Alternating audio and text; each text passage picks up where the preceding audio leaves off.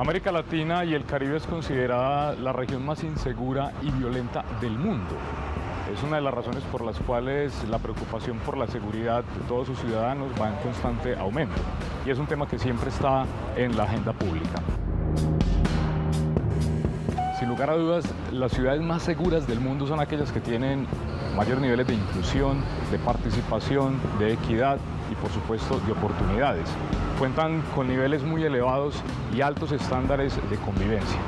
Por lo tanto, lo que podemos decir es que lo contrario a la inseguridad no es la seguridad, sino que es la convivencia. Y la convivencia se construye con proyectos sociales, educativos y culturales, con mejores niveles de participación, propendiendo porque la equidad y las oportunidades puedan ser para todos. Para poder transformar y construir seguridad en una ciudad es necesaria la transformación cultural.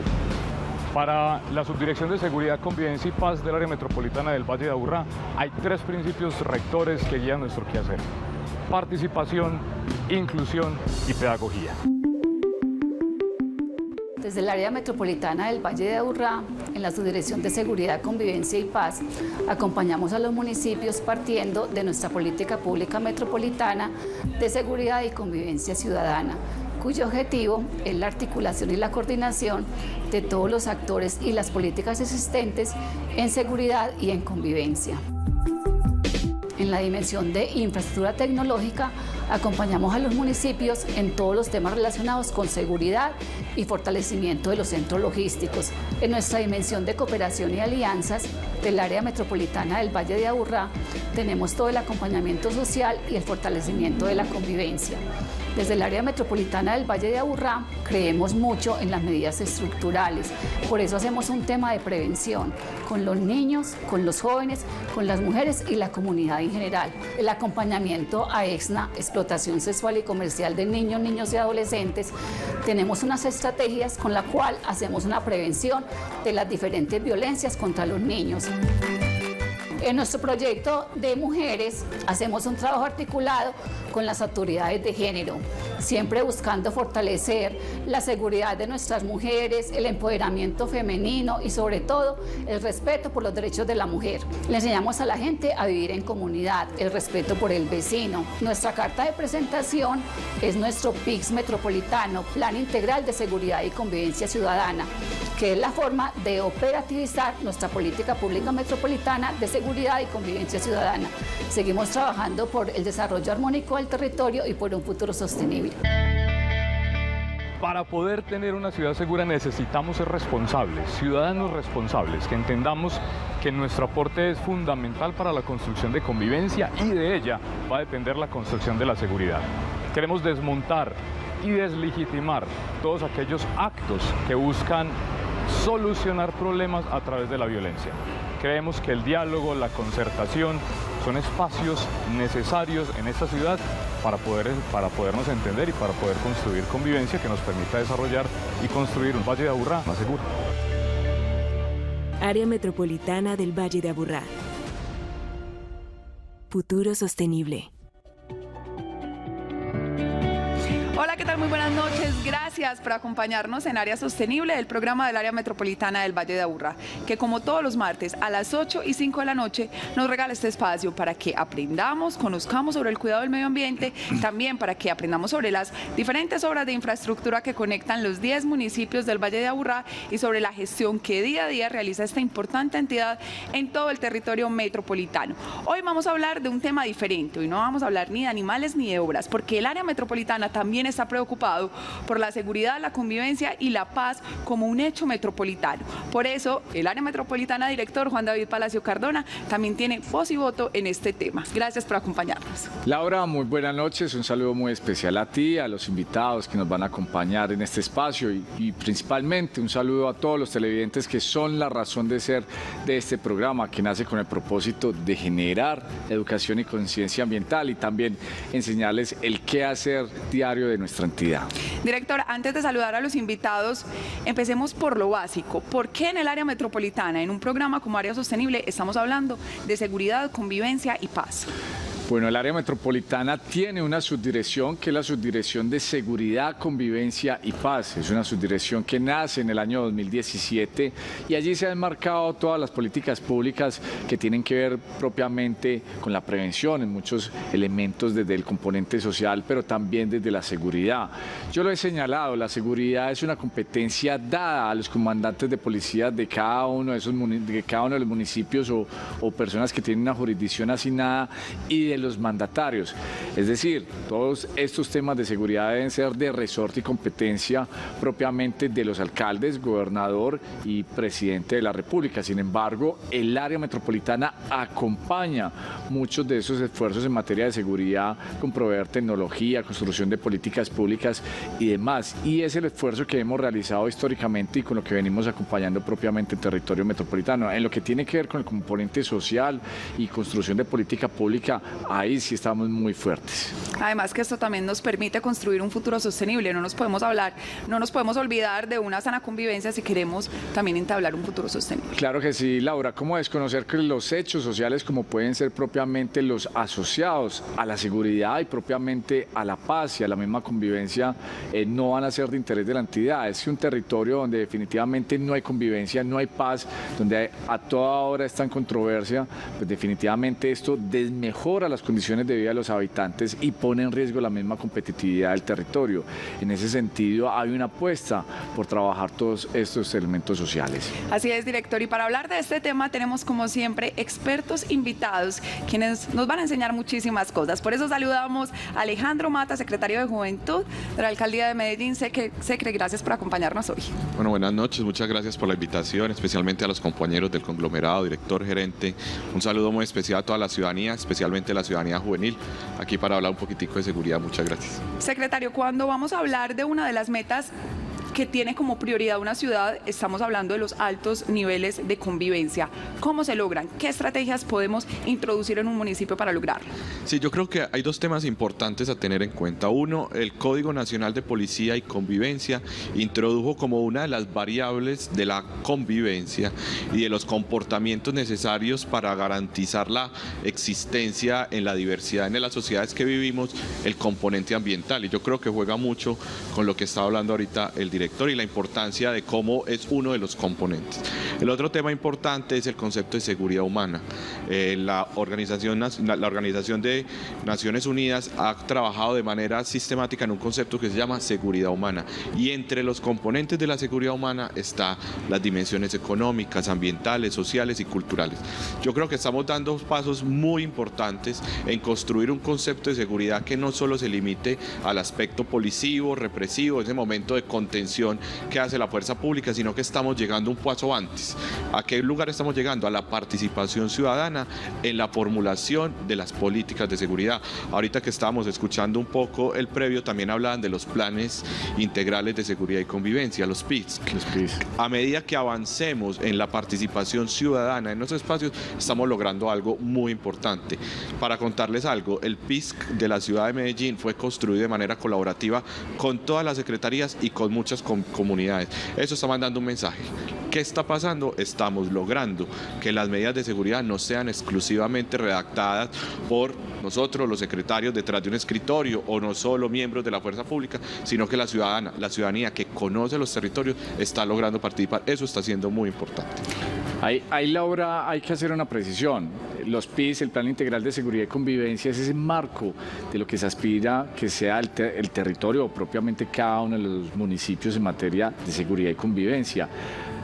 Históricamente la participación ha sido de la administración municipal y la fuerza pública en la construcción de este elemento, que además ni siquiera es potestativo, es una obligación normativa al inicio de los gobiernos formularlos. El área metropolitana acompañó a los municipios del Valle de Aburrá propiamente para la construcción de un PIS metropolitano, y que obviamente hoy es una política pública en esa materia, y hay una identidad, una idoneidad en materia se construyó bajo el acompañamiento de la Universidad EAFIT con cada uno de los municipios.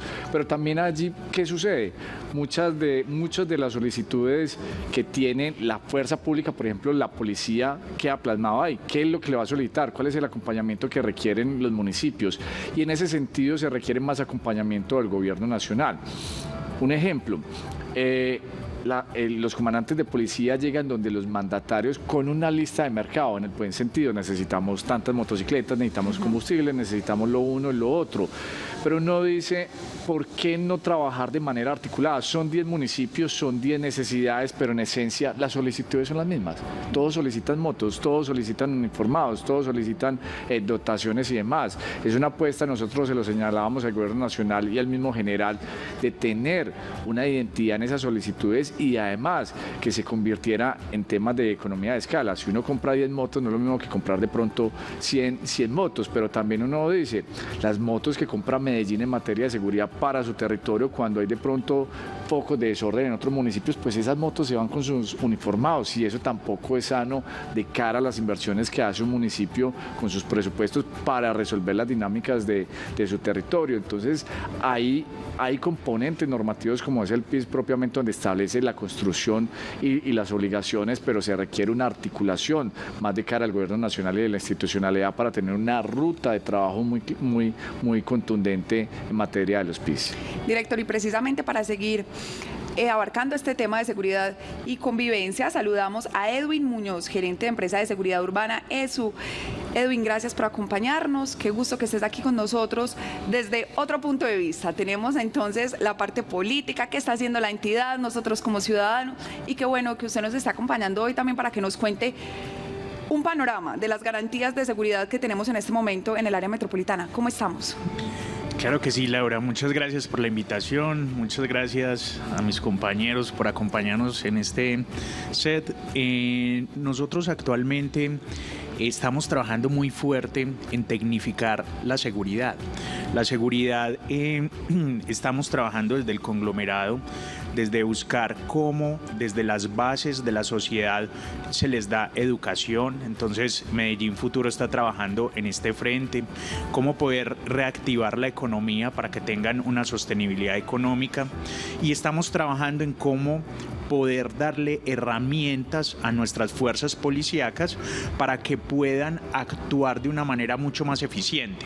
Medellín es una de las ciudades más tecnificadas en toda la región en temas de seguridad, y actualmente también estamos trabajando porque con la pandemia todo el tema de las transacciones digitales comenzaron a tener un impacto muy fuerte en los robos a nivel digital. Entonces ahora también estamos trabajando en todo lo que es la ciberseguridad.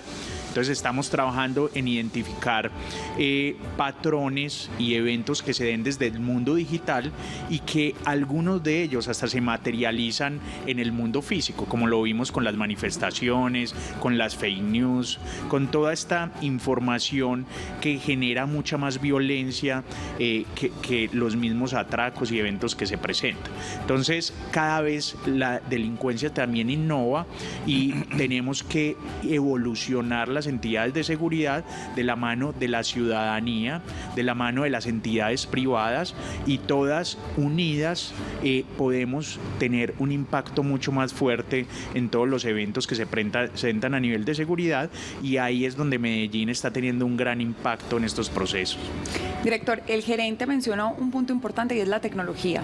¿Cómo estamos abordando desde el área metropolitana la tecnología para el uso de la seguridad? Bueno, en lo que tiene que ver con la Subdirección de Seguridad, Convivencia y Paz, gran parte de los esfuerzos están asociados en acompañar a los municipios con la dotación de tecnología. Y un ejemplo de ello es muchas de las cámaras LPR que están instaladas en el Valle de Aburrá, que son propiamente estas que vemos instalado como una cortina, uno podría decir, son cámaras que hacen lectura facial y también de placas.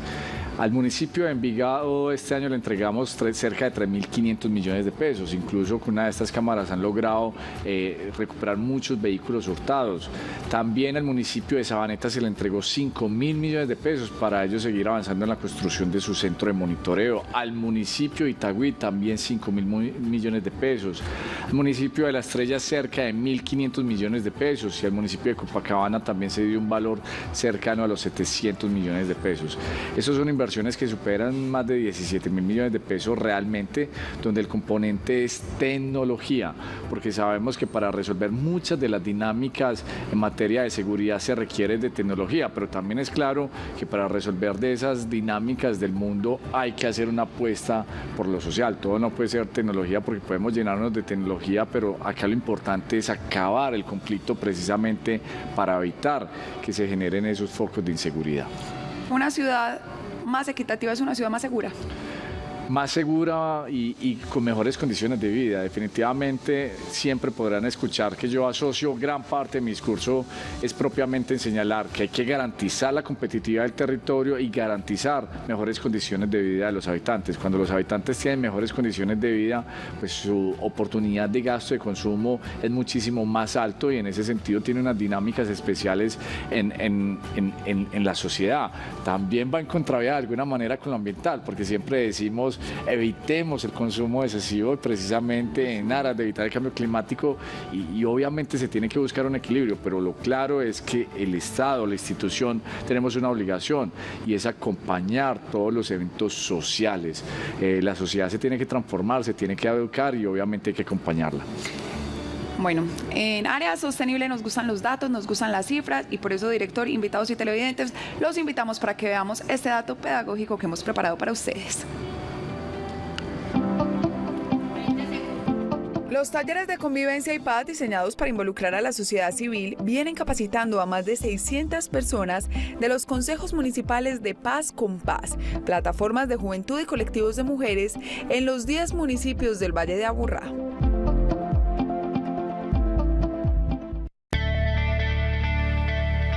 Es muy importante el trabajo que hace la Subdirección de Seguridad y Convivencia del área metropolitana del Valle de Aburrá, toda vez que nos entendemos todos en los municipios y en las ciudades como ciudadanos metropolitanos. Hacemos parte de un plan integral de seguridad y convivencia. Y estas estrategias, pensadas en la paz, en la convivencia y el respeto a los derechos humanos, lo que nos permite es ver un territorio de manera integral y así todos aportar a la construcción de una paz sólida, consolidada en nuestros territorios.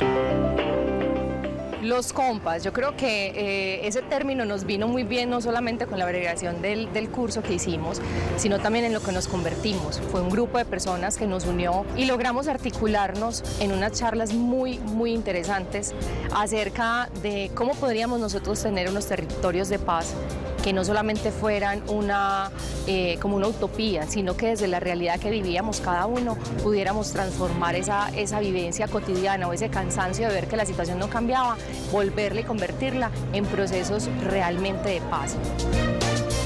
El área metropolitana del Valle de Aburrá, con unas personas muy capacitadas, no solamente profesionalmente, sino personas que realmente tienen el corazón social, estuvieron al frente capacitándonos de forma virtual, lastimosamente por temas de pandemia. Luego tuvimos unos encuentros presenciales en los que nos pudimos conocer, pudimos encontrarnos no solamente gente de Bello, sino gente de Copacabana, de Girardota, y fue muy bonito poder ver a través de talleres experienciales, donde podríamos realmente poner en la mesa como esas vivencias cotidianas, pudimos poner toda esa experiencia y aprender unos de los otros, y que el área metropolitana a través de estos talleres pudo convertir y pudo formar personas que desde lo empírico, que desde lo del corazón pudieran hacer una labor mucho más profesional y llevar todo este conocimiento a los lugares lejanos de nuestro territorio. El beneficio más importante de nuestras comunidades es empoderar la palabra, el conocimiento, para que desde esos liderazgos, desde ese rol que nuestros consejeros hacen en el territorio, nos faciliten a que sean unos voceros, unos articuladores, unos actores de paz. La construcción de la paz es entendernos con respecto al otro. El respecto de entender que tenemos conflictos, pero que a través de la palabra y nunca de la violencia podemos resolverlos. Donde entendemos que la palabra, la escucha, nos permitirá construir, pese a nuestras diferencias, territorios de paz donde gane la vida. Área Metropolitana del Valle de Aburrá. Futuro sostenible.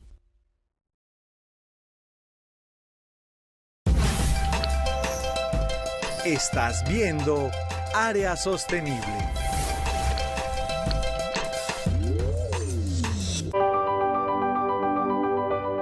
El desconocimiento más grande frente a la norma de propiedad horizontal es que nosotros llegamos con ciertas libertades y entonces ponemos la música fuerte, a quienes les gusta poner la música estruendosa inclusive, sacamos los perritos como no se deben sacar, dejamos que hagan sus necesidades en cualquier sitio, extendemos ropa en las ventanas que dan a la afuera del edificio. Es que son muchas cosas normalmente que en nuestro diario vivir y en nuestra cotidianidad nosotros no practicábamos. Hay una norma de propiedad horizontal que es la Ley 675 del 2001, donde nos rigen a los que vivimos bajo esa propiedad horizontal. El área metropolitana del Valle de Aburrá llegó a mi vida como una bendición, porque yo era una persona que ignoraba muchísimas cosas sobre el tema de convivencia en propiedad horizontal, y el área metropolitana del Valle de Aburrá llegó con programas de capacitación para ayudarnos a nosotros los administradores a fortalecer esa parte y a tratar de encontrar cómo solucionar con los vecinos y llegar a una buena convivencia y a un buen entendimiento y entender el por qué debemos tener normas de vivir en propiedad horizontal. En este momentico el área metropolitana del Valle de Aburrá hizo la manera de que muchos administradores que desconocíamos muchas cosas nos están dando la oportunidad de hacer un diplomado en propiedad horizontal. Nos están ayudando desde todas sus posibilidades y ha habido mucho acompañamiento, sobre todo en el sentido de la convivencia. Nos instruyeron y nos estaban formando como capacitadores de convivencia y paz para transmitirlo a nuestra gente en el edificio. Todo lo que nos ha aportado en conocimiento el área metropolitana del Valle de Aburrá ha sido excelente, nos ha ayudado muchísimo y el mejoramiento se ve a gran escala porque las cosas han mejorado mucho en el edificio y en el sector donde yo vivo ahora, que ahorita es un sector de 3 edificios donde estamos trabajando conjuntamente para que las cosas se den de la mejor manera, pensando siempre en comunidad.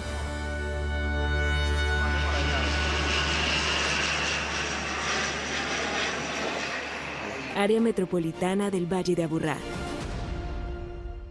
Futuro sostenible. Continuamos en Área Sostenible hablando de seguridad, convivencia y paz. Secretario, ahora hablábamos fuera de cámaras que muchas veces cuando tenemos algún hecho de orden público, los abuelos o las personas mayores siempre inmediatamente miran a la juventud y creen que la juventud es la responsable de los hechos de violencia que están ocurriendo. Y usted me respondía algo muy particular, es que muchas veces esos jóvenes también son las víctimas del conflicto. ¿Cómo explicar eso? Sí, hay algo, digamos, para atender como con mucho cuidado. Uno, reconocer que la juventud, de acuerdo con la ley, oscila entre los 14 y los 28 años. Y eso nos pone en una situación como de atención. Jóvenes que eventualmente cometen conductas que transgreden la ley entre 14 y 18 años, uno concluye que son jóvenes que son víctimas. ¿Por qué? Porque hay que restablecerles sus derechos y así lo dispone la ley, pero no solo porque sea legal, sino por una apuesta ética en la que el Estado reconoce que los menores de edad necesitan acompañamiento. Cosa diferente pasa cuando están mayores a 18 años, que uno ya reconoce que hay un grado de voluntariedad en el que los jóvenes tienen que recibir las consecuencias y los reproches sociales que establece la ley. Pero también hay que señalar algo, y es que cuando uno mira los datos y las estadísticas, nosotros en la Secretaría de la Juventud hemos venido fortaleciendo, digamos, los análisis cuantitativos que tenemos. Imagínense que en los últimos 39 años el 57% de las personas que han sido asesinadas son jóvenes. Eso nos da algo muy importante para reflexionar. Los jóvenes de la ciudad de Medellín han soportado, han vivido la violencia en su cuerpo y ha pasado así con las familias. Y hay otro dato importante, el 52.3% de los jóvenes que han sido aprehendidos, capturados, detenidos, dependiendo del momento, digamos, de su curso de vida, son jóvenes que son por tenencia o porte de sustancias psicoactivas, que también tiene que ver con la criminalización del consumo. Entonces, lo que vamos viendo es los jóvenes tradicionalmente en la ciudad de Medellín han sido víctimas de miradas muy adultocéntricas, miradas de ustedes los jóvenes ya no respetan a los adultos. No, quizás no tuvieron las mismas oportunidades que tuvieron nuestros adultos, nuestros padres, nuestra madre, que tuvieron acceso a la educación pública gratuita, porque antes era mucho más fácil para nuestros padres. O las exigencias no eran tan altas. Las exigencias ellas también eran mucho más, más ponderadas de acuerdo a la biografía de cada persona. Entonces lo que vemos es que hay una juventud que ha resistido en el arte. Hace 30 años éramos la ciudad más violenta del mundo y fueron los jóvenes quienes a través de procesos artísticos y culturales se enfrentaron a la violencia con arte. Lo mismo está pasando ahora. 30 años después los jóvenes acaban de salir de un proceso de movilización mayoritariamente pacífico. También hubo actos que uno reprocha de violencia contra instituciones públicas, pero casi todos a través del arte y la cultura mandaron un mensaje de cambio. Entonces también yo ponderaría y como secretario de la Juventud le diría a los adultos, conversemos más con los jóvenes, que tienen mucho más para enseñarnos. No creo que siempre sean los victimarios. Pero además, Alejandro, yo creo que también hay que hacer una ponderación de algunos elementos. ¿Quiénes son los más expuestos al conflicto? Estamos señalando que los jóvenes, el 57% de las muertes han sido estos, pero han sido también los que se han utilizado o se han instrumentalizado precisamente porque están en el marco de los que son menores de 18 años, las acciones penales o punitivas pues no tienen lo que se llama, o por así señalarlo, no se está pensando inmediatamente en la cárcel, las consecuencias penales son totalmente diferentes, entonces se utilizan al joven para el microtráfico, utilizan al joven para la delincuencia, para el asesinato y demás. Aquí, ¿qué es lo que ha sucedido? Propiamente una instrumentalización de los menores de edad frente al conflicto. Así es. Cuando hablamos de tecnología, gerente, ¿qué proyectos innovadores estamos desarrollando en la ciudad precisamente de la innovación para poder apostarle a una metrópoli mucho más segura? Sí, nosotros actualmente venimos trabajando muy fuerte en 3 temas en particular. El primero es lo que llamamos Robocop. Es un sistema que tiene la capacidad de procesar información, tiene capacidad de visualizar datos, tiene la capacidad de movilizarse y tiene la capacidad de comunicación con las personas. Entonces, este sistema también tiene un procesador que hace a través de Border, de la misma tecnología de Robocop, el análisis de patrones con inteligencia artificial que son capaces de identificar armamentos, son capaces de tener capacidades de reconocimiento facial. Actualmente también estamos trabajando con la DIJÍN para poder hacer un análisis y un cotejo de estos rostros con el sistema de la DIJÍN para ver si están reportados y de esta manera poder ubicar a los policías más cercanos y generarle alerta de manera automática. También estamos trabajando en el tema de drones, donde queremos tener drones que tengan capacidad de seguimiento a través de la lectura de placas y puedan seguir vehículos, puedan seguir rostros, personas y puedan identificar de esta manera desde dónde se origina un evento y dónde finaliza, para así regresarnos y poder individualizar a cada una de las personas que interactúa en un homicidio, que interactúa en un robo. Entonces venimos trabajando muy fuerte en poder tener toda esta tecnología para que le brinde esa seguridad a los ciudadanos de Medellín que tanto la necesitamos. Diré, hay que apostarle a la tecnología, hay que apostarle a la seguridad, pero usted lo decía anteriormente, también hay que apostarle a lo social. Una ciudad más equitativa, pues seguramente no vamos a tener tantos problemas de inseguridad. Y cuando los jóvenes salimos a montar en bici, en las diferentes ciclorrutas que ya están en todo el área metropolitana, ¿se ha dado cuenta, director, que en todos los programas, cuando preguntamos qué hace falta para que usted se monte en la bici, casi todas las personas nos responden más seguridad? Pues lo señalan, más seguridad, pero yo creo que es más ganas de montar. Eso también es importante, pero a lo que me refiero es la importancia de la seguridad hasta el más mínimo detalle de movilidad sostenible, por ejemplo. No, total, y por ejemplo uno puede ver el tema de seguridad y en lo que tiene que ver con las mujeres hay un componente especial, hay que trabajar más para que las mujeres se sientan seguras y cómodas propiamente en los desplazamientos. Hay una política pública asociada a ONU Mujeres donde se hace precisamente alusión a los espacios seguros donde se tiene que trabajar para que las mujeres se puedan sentir más cómodas. Tema de cámaras, tema de iluminación, espacios más apropiados y más seguros y acompañamiento. Entonces digamos que detrás de cada elemento hay políticas públicas para construir, para acompañar y para socializar. No es el mismo tratamiento que se le da a las mujeres en embarazo, no es el mismo tratamiento que se le da a los hombres y a las mujeres. Obviamente estamos en un plano de igualdad, pero hay que reconocer que hay una igualdad material, que se debe reconocer iguales entre iguales también, que hay que buscar ese punto, ese equilibrio para convertirnos a todos en un mismo plano de igualdad y también trabajar en esas comunidades que pueden ser aún más vulnerables. Yo lo que creo es que definitivamente cada municipio tiene sus dificultades y tiene sus necesidades, que tenemos que hablar de una ciudad-región, que definitivamente somos 4.100.000 habitantes, que las dinámicas del territorio metropolitano son muy particulares, pero que cada mandatario tiene una forma de entender, de resolver sus dinámicas, pero este es un territorio que va creciendo y que obviamente es muy posible encontrar un ciudadano que vive en la Comuna 13 y termina luego desplazándose para el municipio de Sabaneta o para el municipio de Copacabana. Esto puede ser muchas veces asociado al mismo conflicto o a esas dinámicas sociales del territorio y que no podemos pensar de manera sesgada qué es lo que piensa Medellín o lo que está haciendo Medellín o qué es lo que está haciendo Envigado. Definitivamente tenemos que buscar espacios de articulación e integración para abordar las necesidades del Valle de Aburrá. Y en el mismo sentido con los temas de seguridad. Cuando hay un hurto y sucede en Medellín, pues actúa todo el aparataje tecnológico de Medellín y su capacidad institucional con la fuerza pública, pero cuando pasa el municipio de Envigado o de Bello, ahí tenemos muchas veces esa comunicación, porque hay un comandante de policía de Medellín, tiene todas las cámaras en Medellín y cuando pasa ese municipio fronterizo se pierde la comunicación, se pierden las cámaras. Es propiamente la necesidad y la dinámica de ir integrándonos como territorio. Y uno de los proyectos que yo he promovido son 10 municipios, 10 secretarías de gobierno de seguridad, todos tienen centro de monitoreos. ¿Por qué no crear un centro de monitoreo metropolitano?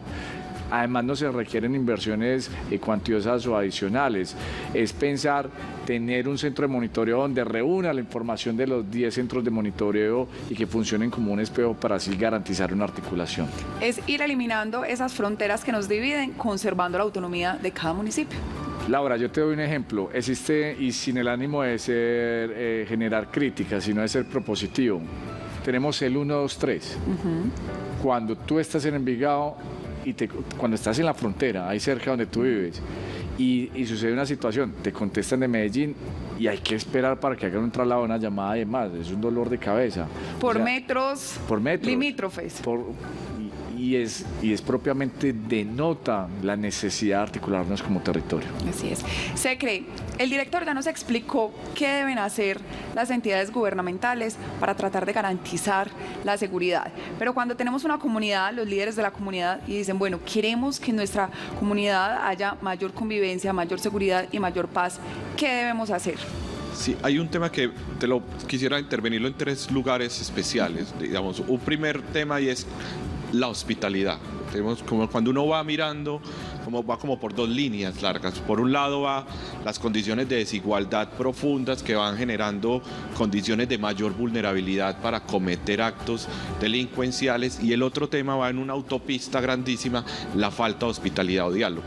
Y las 2 medidas se pueden abordar de la misma forma, pero con prácticas cotidianas diferentes. Lo primero, yo creo que hacen bien todos los municipios que están haciendo un énfasis en lo social, porque así atacamos esa primera autopista de la desigualdad que pone a los jóvenes y en general a la ciudadanía a un paso de cometer actos delincuenciales. Pero hay otro tema, y está inclusive en lo que estamos hablando hoy, la convivencia. Y en esa autopista grande de la convivencia llevamos prácticamente desde que existe la República negándonos a hablar de los dilemas y las perplejidades éticas más profundas.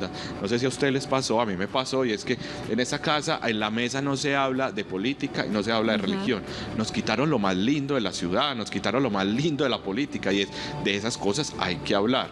¿Qué es lo que pasa? Que llegamos a no reconocer a los otros, a eso me refiero con hospitalidad. Necesitamos que las comunidades tengan mejores espacios de diálogo.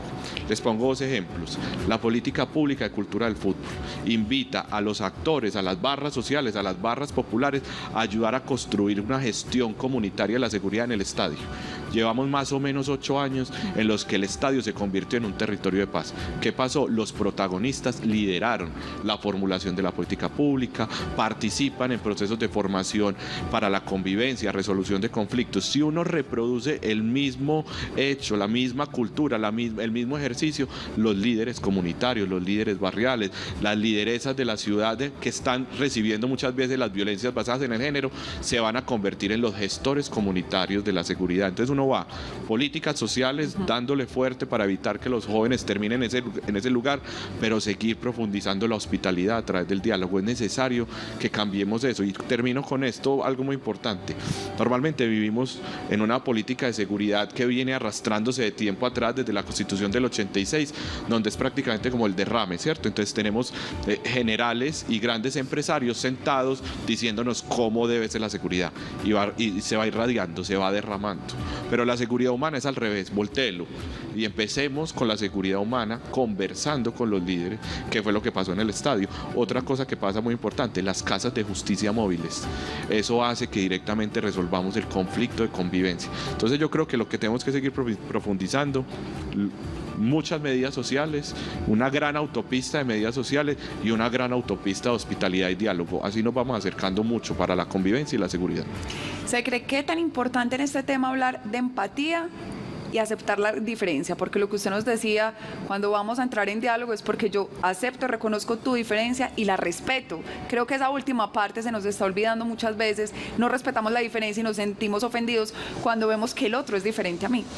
Sí, hay una frase que me gusta mucho de un filósofo norteamericano: incluso para discrepar necesitamos un acuerdo. Yo necesito entender usted en qué discrepa de mí y yo entender en qué disiento de usted, porque si no parece ser que hay una ilusión de desacuerdo. Quizás cuando seamos hospitalarios, más empáticos, donde el diálogo esté ahí, con seguridad que terminamos con un acuerdo. No hay diálogo ciudadano que no termine con un acuerdo, así se demore, pero siempre llegamos a acuerdos. Totalmente, y la educación también nos va a permitir a los ciudadanos tener esa capacidad de diálogo y tener la capacidad de decir, bueno, yo pienso de esta forma, pero entiendo tu punto de vista, soy capaz de ponerme en los zapatos del otro y entender por qué piensa así. Es un tema de educación, de crianza, de valores, de contextos totalmente diferentes. De derechos, Laura. De derechos también. Y te lo resumo, tus derechos ¿hasta dónde van? Hasta donde inician los de los demás. Y es precisamente, es un tema de derechos y de reciprocidades. Tú tienes derechos, pero también tienes obligaciones. Y la sociedad tiene que tener claridad sobre ello, porque tampoco podemos entrar, que yo ahora lo mencionaba, entrar en victimizar, porque también se cae en esa mala costumbre, se victimiza muchísimas veces, pero también hay que reconocer las bondades, lo que hay que mejorar, y donde una sociedad tiene derechos y obligaciones que tienen que ser recíprocas. Gerente, hablábamos de la tecnología, hablamos también del panorama que tenemos en este momento en seguridad metropolitana, pero cuando ustedes reciben X cantidad de recursos, por ejemplo, ¿todos se deben invertir a la tecnología o cómo van divididos esos recursos para hacer un plan integral de seguridad? Claro, ahí tocas algo muy importante, Laura, y mis compañeras han estado hablando. La estrategia que está realizando el alcalde del Valle del Software es una estrategia muy importante para transformar esa cultura que veníamos de la delincuencia, de que recibimos todo fácil, a entregarles herramientas a los jóvenes, adultos y señores que comiencen a conocer la tecnología. Actualmente un desarrollador, un salario mínimo puede estar en $1,000, donde tiene una capacidad y una oportunidad de comenzar a trabajar en empresas internacionales, en empresas locales que han venido transformando su actuar y automatizando sus procesos para poder evolucionar al mercado internacional. Y esto le da una posibilidad a los jóvenes de empezar a tener una capacidad adquisitiva mucho más importante. Entonces, el primer paso es la educación. Esa es una inversión muy importante a la cual esta administración le está invirtiendo bastantes recursos. La estrategia del Valle del Software es una gran estrategia donde puede transformar la mentalidad de estos jóvenes, donde ven solo oportunidades en lo malo, pero ahora ven una oportunidad en lo bueno. Y indiscutiblemente tecnificar la seguridad nos va a dar herramientas con que podamos tomar decisiones y predecir comportamientos con base en la analítica que realizamos para poder adelantarnos a los posibles robos o eventos sociales que se puedan presentar. Entonces, de esa manera creo que es uno de los puntos más importantes, la educación, tecnificar la seguridad y el tema social. Como lo decía ahora Alejandro, tenemos que crear una autopista bastante importante en los temas sociales. Yo tengo una pregunta, Laura, para Edwin. De pronto sabemos cuántas cámaras tiene Medellín y si se está realizando ese proceso de integración, centros comerciales con el Centro de Monitoreo de Medellín. Claro que sí. Nosotros actualmente tenemos alrededor de unas 2.600 cámaras. Tenemos 400 cámaras con inteligencia artificial, con análisis y evaluación de datos para hacer análisis de comportamientos, y estamos en un proyecto de poder integrar todo el comercio o mucho del comercio privado. Esto es muy importante porque la inversión que se haga desde el gobierno siempre va a ser insuficiente. La inversión que se haga desde lo privado siempre va a ser insuficiente, pero la inversión que se haga en conjunto entre el gobierno, el privado y los ciudadanos es lo que nos va a ayudar a poder evolucionar en una sociedad mucho más segura.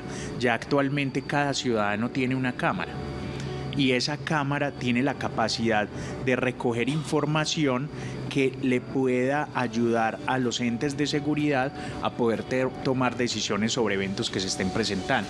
Y esa es la manera como podemos tener una ciudad mucho más segura. Gerente, nosotros a propósito de las cámaras en área sostenible también investigamos y les hemos preparado un video donde explicamos más detalles sobre las cámaras, pero antes de ir a eso hay que tocar un tema importante, y es que a nadie le gusta que lo vean cometiendo una infracción. ¿Cómo explicar que esta tecnología no está violando nuestra privacidad? Claro que sí. La Constitución colombiana tiene unos marcos donde limita y dice cuál es ese punto donde ya estoy infringiendo la seguridad de una persona. Pero cuando yo estoy en espacios públicos, las cámaras que nosotros colocamos es en espacios donde yo puedo estar supervisando qué eventos se están presentando en la ciudad, en el espacio público como tal. Y las cámaras no las colocamos en espacios privados que puedan empezar a interrumpir esa intimidad de las personas. Entonces, el marco legal nos protege en todos los temas de habeas data, en todo el tema de confidencialidad de la información, y estamos trabajando también para seguirlas evolucionando, porque cada día nosotros peleamos porque, no, es que salí en una cámara, pero cuando vas a mirarle el Facebook tiene toda la información de dónde estuvo paseando, de dónde nació, de dónde, o sea, ya tiene toda la información pública. Entonces casi que ya están firmando, cuando yo entro a estas redes sociales, ya estoy firmando un acuerdo con Facebook, con Instagram, con todas esas entidades. Vea, toda mi información es pública. Entonces también hay que empezar a ver ese espacio o esa educación a todas las personas de qué información estamos entregando, cómo estamos entregando esa información, y capacitar en a qué le digo acepto y no acepto. Pero eso es que hoy no tiene redes sociales, ya me di cuenta. Sí, nosotros... Pero eso no es cierto, uno casi nunca piensa en eso. Exactamente, y ahí es donde le hacen estos delincuentes ingeniería a las redes sociales, y ya saben cómo se llama tu papá, cómo se llaman tus hermanos, qué fecha naciste, cuántos años tienes, dónde vives, visitas, toda la información. Entonces nosotros casi que en nuestras redes sociales estamos siendo públicos. todos los ciudadanos estamos siendo públicos y la información la estamos regalando. Entonces, el gobierno viene trabajando muy fuerte en esto, todavía nos falta mucho, pero cada vez estamos viendo que tenemos que ser más estrictos en la información, de cómo compartir la información, y creo que es un tema también de capacitación al ciudadano. ¿Cómo funcionan estas cámaras y cómo están distribuidas en todo el territorio metropolitano? Se los contamos aquí en Área Sostenible. Estamos en la central de monitoreo Itagüí. Aquí tenemos más de 280 cámaras al servicio de la comunidad itagüiseña, 24 horas durante 7 días a la semana. Y es articulado entre la Policía Nacional y la Secretaría de Movilidad. Tenemos cámaras LPR para identificar los vehículos que entran y salen de la ciudad. Hemos hecho una recuperación de más de 67 vehículos gracias a esta estrategia. Una estrategia integrada, articulada en una central de monitoreo que lleva más de 8 años funcionando en la ciudad de Itagüí, gracias al apoyo de nuestra Policía Metropolitana, pero también articulado con el área metropolitana del Valle de Aburrá, quien ha ayudado a cofinanciar parte de los proyectos. Itagüí tiene una articulación conjunta con el área metropolitana, con los 10 municipios ahí donde trabajamos. El área metropolitana es soporte para los diferentes proyectos estratégicos de ciudad, y la seguridad la volvimos en el área metropolitana una política pública articulada a los 10 municipios. Por eso ese soporte, esa articulación con el área metropolitana es muy importante en la estrategia de seguridad.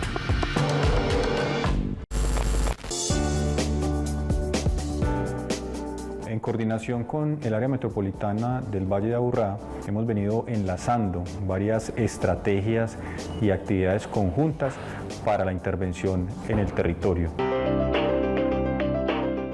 Desde el componente de seguridad, un proyecto ambicioso desde la inversión de tecnología que nos va a permitir contar en el municipio con 50 cámaras de última tecnología en lo corrido de este año. Es un proyecto que se cofinanció, donde el área metropolitana del Valle de Aburrá aportó 3.500 millones y el municipio aportó 2.000 millones de pesos.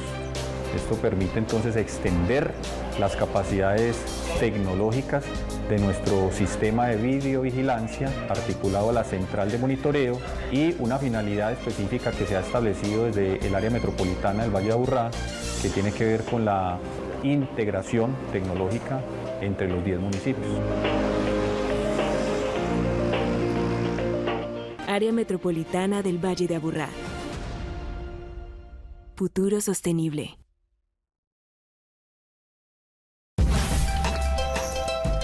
Estás viendo Área Sostenible.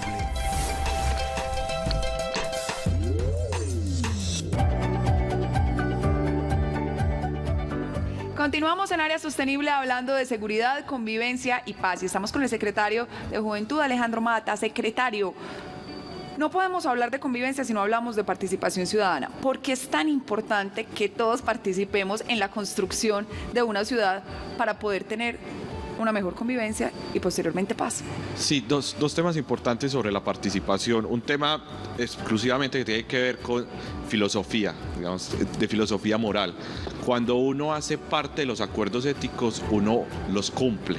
De manera tal que cuando hacemos acuerdos éticos por la convivencia, por la seguridad, por construir una ciudad para el cuidado de la vida digna de toda la ciudadanía, especialmente de las juventudes, uno se siente partícipe y comprometido. Ahorita hablaba el director, también comprometido a cumplir las obligaciones que tiene como ciudadano. Entonces, a mayor participación, mayor adhesión y cumplimiento de las normas. Y eso es muy importante. Pero hay otro tema de mayor relevancia, y es que cuando uno participa, uno logra proyectar sus preferencias en las reglas, de manera tal que cuando uno empieza a decir, la Corte lo dice, uno va expandiendo los escenarios donde normalmente no han participado poblaciones. Les pongo un ejemplo: a medida que se ha expandido la democracia y la población afro, negra, raizal y palenquera se ha sentido partícipe, ha sentido también la obligación de empezar a construir colectivamente acuerdos éticos.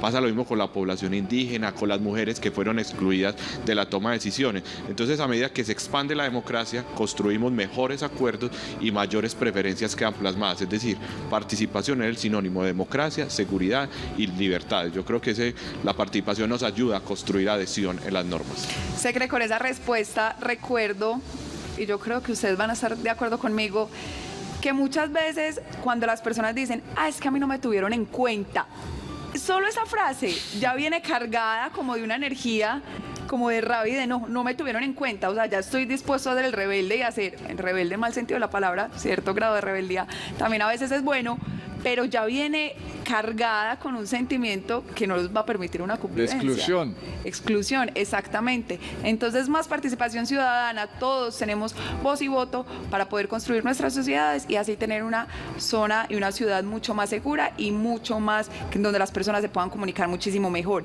Gerente, ¿hacia dónde vamos? ¿Hacia dónde vamos en temas de tecnología y hacia dónde vamos en temas de seguridad?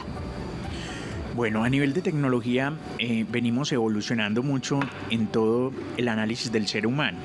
Venimos trabajando en todo lo que es la inteligencia artificial, que va a tener un gran impacto en la actualidad y en el futuro.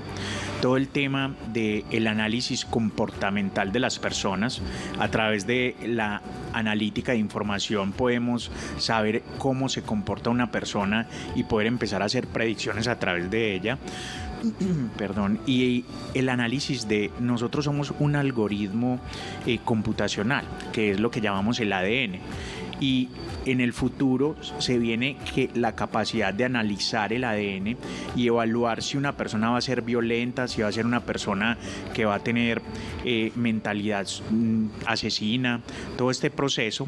Y hay una metodología que se llama CRISPR, que es la capacidad de copiar fragmentos de ADN y comenzar a reemplazarlos en las personas. Entonces, desde el nacimiento de una persona podemos evaluar cuál va a ser ese algoritmo computacional o ese algoritmo biológico con el que nacemos y poder empezar a transformarlo para poder tener una persona que le aporte más a la sociedad.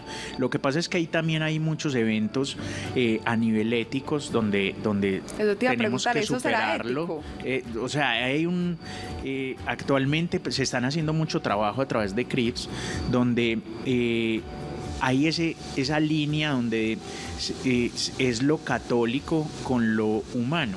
Entonces, por ejemplo, la religión dice que los seres humanos que nacen con defectos es porque así debían nacer y tiene que evolucionar de esa manera, porque así lo trajo el mundo.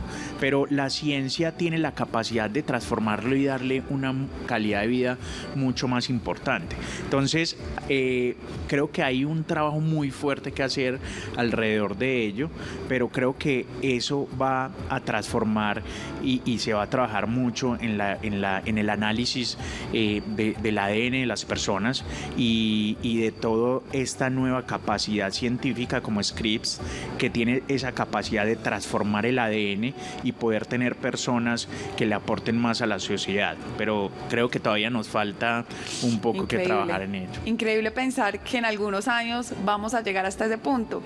Y entonces llega la pregunta, voy a tener un hijo, realizo ese estudio de ADN, me doy cuenta que de pronto viene con un ADN violento. Mi pregunta es, ¿será que mi educación y mis valores no van a ayudar a que esa persona sea diferente? Secretario, ¿usted qué piensa? Sí, no, hay un libro muy lindo de Michael Sandel que se llama Contra la Perfección. Entonces, estaba escuchando al gerente, estaba pensando mucho.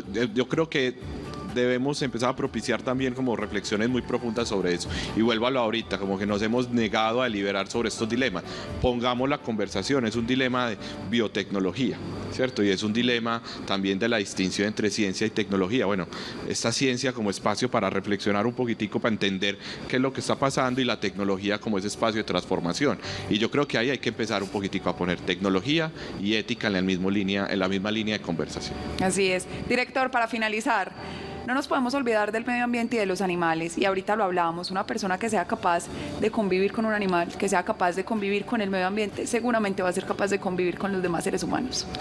Todos tenemos que aportar, y no solo es una obligación de la institucionalidad, tiene que ser de la sociedad en todo su sentido y su ser. Y yo siempre señalo, siempre estoy para escuchar, construir y no dividir, y creo que debería ser una filosofía de una sociedad precisamente para vivir en armonía.